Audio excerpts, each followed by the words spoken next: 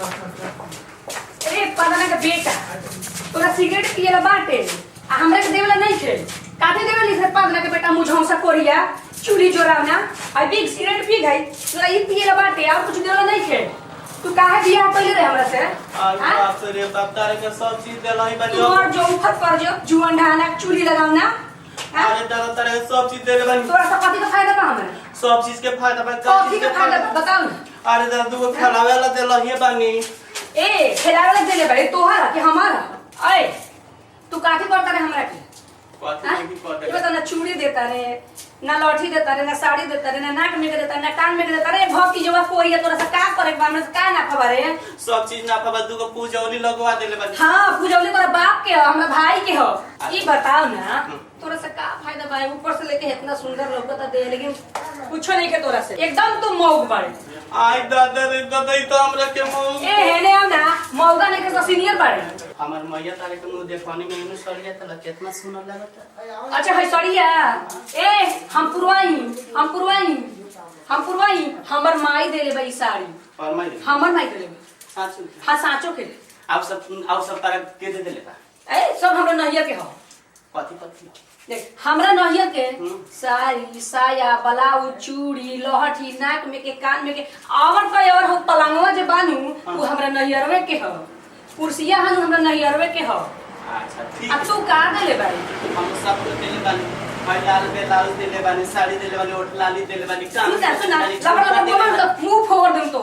सब मुंह फोड़ दूं तोर लबड़ बोल ले तो तोर लाज नहीं के लागत का रे कथि के लाज तू का देले बड़े हमरा सब चीज देले बानी कुछो नहीं के देले तू मरद कहत रे मरद ना तू तो मौगा हइस मौगे बाड़े हम मौका बानी एकदम मौगा आज बाप रे बाप हम लगी तो मौका कहती ले दादा उठ खड़ा हो सुन ना हां मौगा 7 मौगा में एक मौगा बड़े तू हमर करम जरली तो से बियाह है हमरा से तोरा से ऐसा निमन तारा मिली हंसवे खाने सोच बाप रे देखई में लौका करे लेकिन बाड़े तू हम तोरा कहले नहीं हंसुली लिया वाला काहे न लिए आ हमर बाबू चलो ना ताला के झुमका बनवा देता नहीं हो टंगली के बैठ के बड़ा सुंदर तू टंगुली के बैठ के तोहर उपाय लगवाओ तनी एबरा चल दुआर पर तो चमड़ा छिलवा दे मेरा पंचायत में चल दुआर पर एबरा जे होई से दुआरे पे होई तो चमड़ा छिलवा मेरा पंच में दुआर चल तोरा बताओ तनी आज तक ले एगो नथिए ना देले कहते ना देले एगो नथिए कहते ए चाचा ए काका ए मुखिया जी ए सरपंच जी हेने आई तनी एकर व्यवस्था करी बोलावा ना अपना को यार के बोलावा तने बोलावा फरियाई ले तने फरियाई सुनु हई दूधू को लइका हमर भूखे मरता कथि देता तू खाइला कथि देता है कथि ना दिले हो कथि पूछा हमर लइका ससे बबी तने खियाई ले अब सुन पंच आता तो पंच में कहबा सुनु कहिए से खाने ना छोना हमर आवत तारे खियाई ले ए हमर लइका छोड़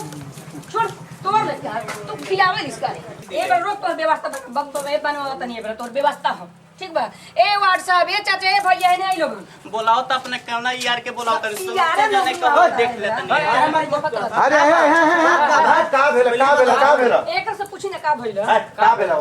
अरे काले से मारती हमर मेहरा आखिर कहीं ना कहीं गलती कुछ होई त भई नु हां का भेला तनी बताओ ना भौजी हई चश्मा लगावत ताटे टोपी लगावत ताटे और बाद में सिगरेट पियता दारू पियता गांजा पियता हई मौगा अरे चाचा नहीं खे छोड़ दा अरे पाचा के बीच में दारू हिसाब से सुंदर ही बेटा बेटी इतना सुंदर बेटा बेटी बाई खर्च देता है अच्छा का हो खर्च निकल देता हो रोग फरियाई दा पूछी ता हमरा बेटी से पूछी हमरा बेटा से पूछी ए अब तो नहीं खियाई ले अब वही खर्चा देवेला तो नहीं ना काले खर्चा नहीं देवेला दादा तो लड़का को सरपंच साहब की ना देवला अभी हमर लइका गवाह ऐसे करो हां गवाह जन का करला हमर लइका गवाह बा सब तो लिया के करे के दिल हम खाली दारू पी लो मुंह फोड़ दम मार दम हाथ उठावल जाला खाई ना एक लाज शर्म ना लागेला नंबर को भैया बादू गो अस्ती रह पंच बा हाला मत करो पंच के बात ही मानी तब मानी हाला मानी मानवाई लोगन ने करते का हो सब खर्च देवला नु तू आप देबा नु कोनो दिक्कत नहीं के नु जरूर दे आई हो दादा कोई देले हरे अब से ते का देले बड़ा तनी गिनती कराओ मैंने तो पतिया कौन से में भाई कान में के देल ही बानी चुप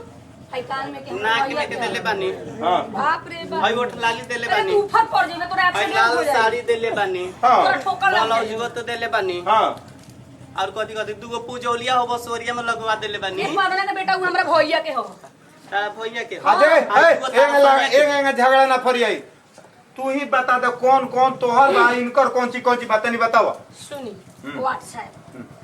पंचायत ओरिजिनल करिए हां देखी है चूड़ी नहियरे के हो है साड़ी नहियरे के हो कान में के नाक में के पायल सब नहियरे के हो हां जब पलंगो बनू हमरा घरवा में ए जाके पी के सूत रहेला वो हमरा नहियरे के हो एहां तक ले कि है दुनु लइकवा हमर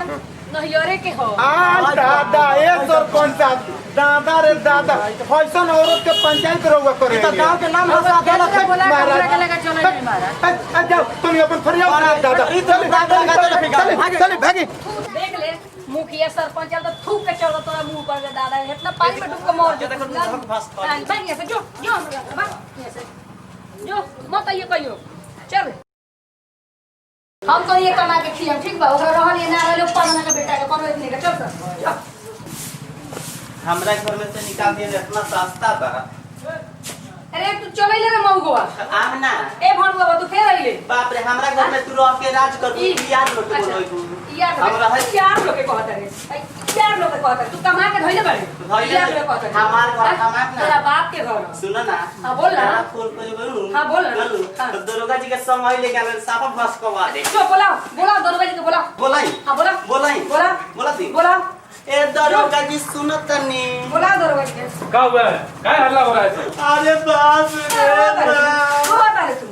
छोड़ दो, मार काहे रही है? रोता रे मत मारो। मार के जियान कर देने भी है क्या हुआ है? बात बताओ, छोड़ो रोना, बात बोलो। क्या हुआ है? क्या मार रही है? ये हमरा कमा के नहीं दे खर्चे नहीं खे दे दू दू गो लइका बाटे आ ऊपर से हम कमाई देते तो कहबे यार रख ले